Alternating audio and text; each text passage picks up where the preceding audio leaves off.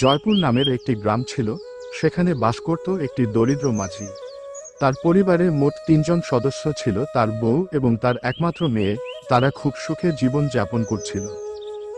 মাঝির রোজ সকালে উঠে মাছ ধরতে যেত।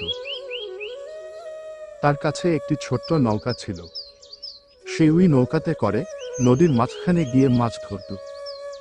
তারপর সে মাছগুলিকে বাজারে বিক্রি করে টাকা আয় করত। এইভাবেই তাদের জীবন খুব সুন্দরভাবে চলে যাচ্ছিল। কিছুদিন পর মাঝি নিয়মিত সকালবেলায় মাছ ধরতে গেলেও তার জালে মাছ ধরা পড়ে না। মাঝি ভীষণ চিন্তায় ডুবে যায় এবং সে কান্না করতে থাকে। সে ভাবতে থাকে এইভাবে তার দিন চলতে পারে না, সে খাবে কি? এইসব ভাবতে ভাবতে সে বাড়ি চলে যায়। সে তার মনের দুঃখে বাড়ি ফিরে আসে এবং বাড়ির ভেতরে ঢুকে। তাকে এত দুঃখিত দেখে তার বউ তাকে জিজ্ঞাসা করলে, কি হয়েছে তোমার, তুমি এত দুঃখিত কেন? আজকে আবারও আমার জালে মাছ ধরা পড়েনি। এইভাবে চলতে থাকলে আমরা পথে বসে যাব। তুমি চিন্তা করো না, আমাদের সুখের দিন আবারও ফিরে আসবে। ঈশ্বর আমাদের দিকে আবারও মুখ তুলে চাইবেন।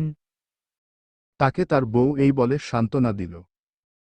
সে তার মনের কষ্ট নিয়ে পরের দিন সকালবেলাও মাছ ধরতে বেরিয়ে গেল।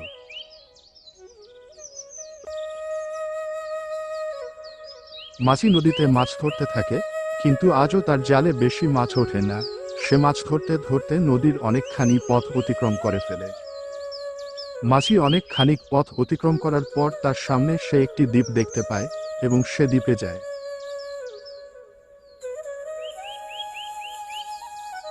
মাঝি দ্বীপের মধ্যে চলতে থাকে। চলতে চলতে তার চোখে পড়ে একটি কুঁড়ো ঘর। সেই কুঁড়ো ঘরে বসে রয়েছে একজন বৃদ্ধা মহিলা। মাঝি তার কাছে যায় এবং জিজ্ঞাসা করে, মা, আপনি কে? এখানে কি করেন? আমি এই দ্বীপের রক্ষাকারী। তুমি কে? এখানে কি করছো? মাঝি তার সমস্যাটা বৃদ্ধা মহিলার কাছে বলল। বৃদ্ধা মহিলা তার দুঃখ শুনে অনেক দুঃখ পেল। সে মাঝিকে বলল, আজ রাতে চাঁদ ওঠার সময় তুমি এই নদীর গভীরে গিয়ে একটি বড় পাথরের উপর আঘাত করবে, তাহলেই তোমার সুখ হবে। মাঝি বৃদ্ধা মহিলার কথা মনে রেখে বাড়ি ফিরে গেল। সে রাতে চাঁদ ওঠার সময় নদীর গভীরে গিয়ে বৃদ্ধা মহিলা যেমন বলেছিল তেমনি করে একটি বড় পাথরের উপর আঘাত করল। হঠাৎ করেই পাথরটি চেরা গিয়ে তার সামনে একটি বড় বাক্স বের হলো।